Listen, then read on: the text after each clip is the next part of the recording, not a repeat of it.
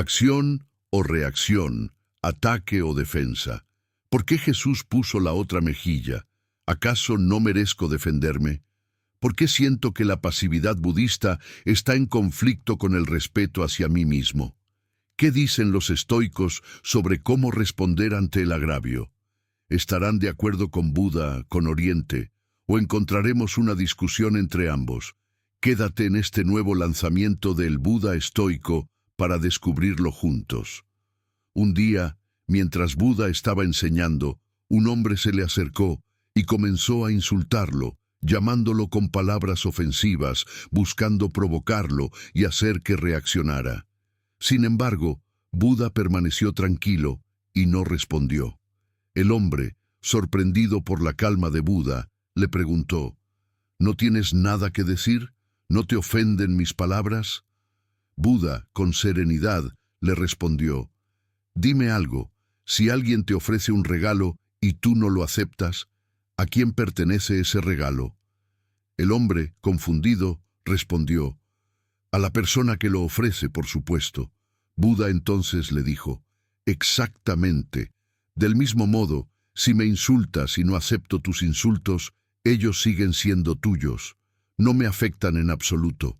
Un relato estoico que trata sobre este tema dice así: en una ocasión, mientras Epicteto estaba enseñando, uno de sus discípulos le comentó que un esclavo lo había insultado y que no sabía cómo responder ante la ofensa. Epicteto le dijo: Si alguien te insulta, lo único que tienes que preguntarte es si lo que dice es cierto o falso. Si lo que dice es cierto, entonces no hay motivo para ofenderse, ya que simplemente ha señalado algo real sobre ti. Si lo que dice es falso, tampoco deberías ofenderte, porque lo que esa persona está diciendo no tiene ningún valor. Epicteto enfatizaba que nosotros tenemos control sobre nuestra mente, nuestras respuestas y cómo interpretamos las cosas. En lugar de responder con ira o resentimiento, el estoico observa sus propias emociones y decide conscientemente no dejarse llevar por ellas. De hecho, en las Meditaciones de Marco Aurelio también hay un pasaje relacionado. Él dice: La mejor venganza es no ser como ellos. Ambas tradiciones, tanto el estoicismo como el budismo, enseñan que el agravio solo tiene el poder que le damos y que la mejor respuesta es la serenidad y el control sobre nuestras emociones. Pero, ¿cómo resuenan estas palabras en el siglo XXI, donde pocos podrían comprender la pasividad ante la ofensa? ¿Cuántas personas de tu entorno cercano verían como un gesto de grandeza el callarte al recibir una provocación? ¿Cómo te haría sentir que tus seres queridos te vean como un cobarde? Pero, ¿en el pasado era diferente? Por supuesto que no. Un agravio o insulto podía llevar a duelos a muerte. En otros tiempos, ser insultado era ser obligado a elegir entre el deshonor y la vergüenza, o el duelo y la muerte de alguno de los contendientes. Hay signos de maestría en quien logra, con su sola presencia, calmar las aguas de quienes están sumidos en la ira, el resentimiento y la intolerancia.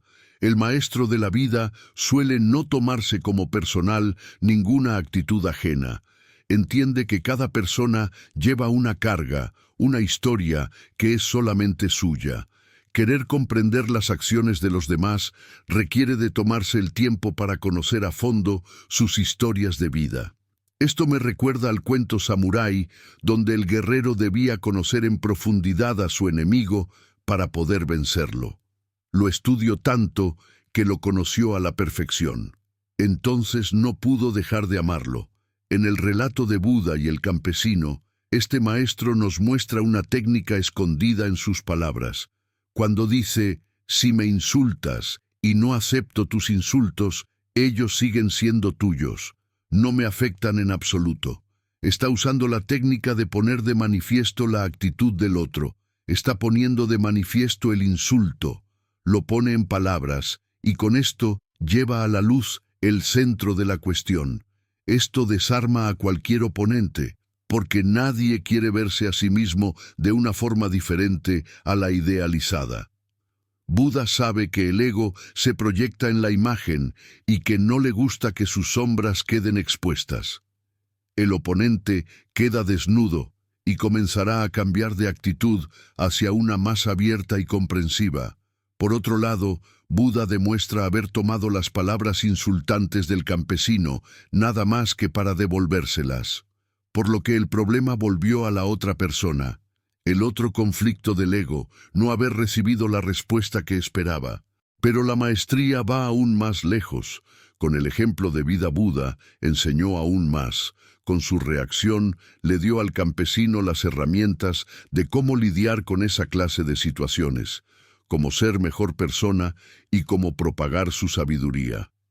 Todo suena muy bello, pero en la aplicación será difícil verle la cara a las personas que por desconocimiento crean que somos cobardes por callar y mirar para otro lado. Nuestras mentes occidentales modernas necesitan más. En las artes marciales chinas tenemos una que reluce por cómo resuelve esta disyuntiva. El Tai Chi Chuan, es decir, la versión combativa del Tai Chi terapéutico, encontramos una interesante manera de estudiar el concepto de la acción y la reacción, del ataque y la defensa. El Tai Chi Chuan basa su arte en las enseñanzas del Tao Te Ching, aunque hay versiones que lo emparentan con el budismo. Sin importar su origen, la filosofía es la misma. Desde el Tao se expresa: el hombre es blando y flexible al nacer, pero cuando muere es rígido y duro. Las plantas cuando brotan son tiernas y delicadas, pero cuando mueren están secas y marchitas. Lo rígido y firme es la disciplina de la muerte. Lo blando y flexible es la pauta de la vida. Para muchos, el Tai Chi Chuan puede parecer una danza para tortugas ancianas, de movimientos lentos que inspiran paz y decadencia. Nada más lejos de la verdad. En sus orígenes, los guerreros del Tai Chi Chuan eran los más temidos de toda China. En su calma y relajación estaba escondida una gran fuerza consciente. Se descubrió que la serenidad y la flexibilidad podían causar mucho más daño que la potencia y la robustez. Aún así, el guerrero del Tai Chi Chuan era pacífico y sereno. Solo actuaba cuando era extremadamente imperante. Mientras que los demás artistas marciales, habiéndose desarrollado desde lo externo, es decir, desde el cuerpo físico, eran más proclives a la violencia. Con esto no quiero decir que un estilo sea mejor que otro, es lo que cada cual hace con la herramienta, lo que moldea la realidad. La herramienta no es nada más que eso. En otro video tal vez debamos ir más en profundidad y hablar de los estilos marciales internos y los externos. Pídemelo en los comentarios y con gusto accederé a hacerlo. El concepto que aquí nos atañe es el del desarrollo consciente de la técnica más elevada. El Tai Chi Chuan lo encontró al no enfocarse en la defensa o el ataque como los demás estilos, sino en la aceptación y la transformación. Un practicante de Tai Chi Chuan no bloquea los golpes. Los acompaña gentilmente sobre un balance perfecto para así apropiarse de la energía del oponente. Energía que el practicante toma agradecidamente para hacer de ella lo que más le plazca. Es interesante sentir cómo toda energía y fuerza abandona el brazo de quien lanza el puño. El maestro de Tai Chi Chuan acepta el agravio y decide redireccionarlo. Por lo general, esto termina con el atacante por el suelo o contra una pared. De aquí, la famosa frase que encarna la maestría marcial china: lograr que el oponente se venza a sí mismo. Lo que Buda hizo verbalmente, otros lo llevaron al combate. Quien elige el camino del combate consciente también aprenderá el óctuple sendero que Buda dejó de herencia. Esta es una clara muestra de cómo la verdad será verdad siempre, sin importar el contexto o el uso.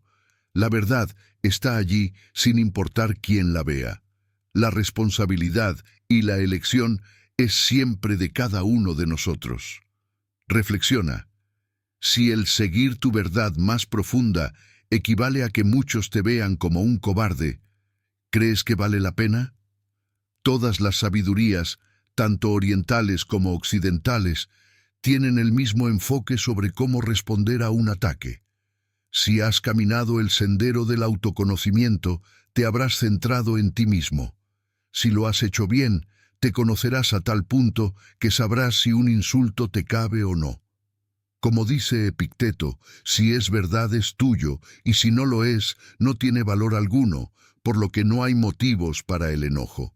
Si caminas un sendero sano, habrás escogido bien a las personas de tu entorno, por lo cual no te verán como un cobarde por no reaccionar.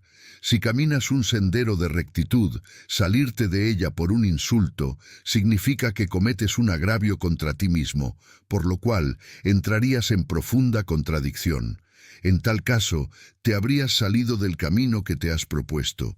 Si aún no caminas el sendero del conocimiento basado en la rectitud, el amor, la armonía y la templanza budista, estoica, zen o taoísta, por nombrar solo algunas corrientes de pensamiento, si no comprendes las enseñanzas antiguas o si no tienes tiempo de hurgar tantos recovecos existenciales, te invito a que des like y te suscribas a tu canal servidor, diseñado para esclarecer y amalgamar tanto conocimiento que heredamos de los antiguos del mundo.